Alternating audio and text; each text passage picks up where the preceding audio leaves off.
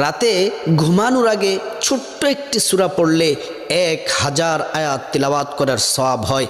আল্লাহ রসুল সাল্লাল্লাহু আলাইহি ওয়াসাল্লাম সাহাবাদেরকে বললেন, হে আমার প্রাণের সাহাবারা, তোমরা কি প্রতি রাত্রে 1000 আয়াত তিলাওয়াত করে কি তোমরা ঘুমাতে পারবে?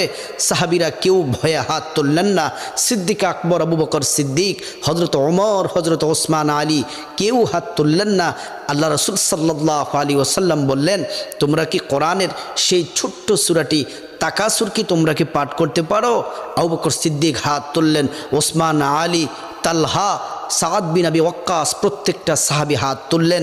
আল্লাহ রাসূল বললেন, ঘুমানোর আগে তোমরা যদি সূরাতুত তাকাসুর, আলহাকুমুত তাকাসুর হাত্তা যুরতুমুল মাকাবির, এই সূরাটি পড়ে যদি তোমরা যদি ঘুমাও, তাহলে তোমরা 1000 আয়াত তেলাওয়াত করলে যে সওয়াব হবে, এই ছোট্ট সূরাটি পড়ে ঘুমালে তোমরা তত বেশি সওয়াব পাবে।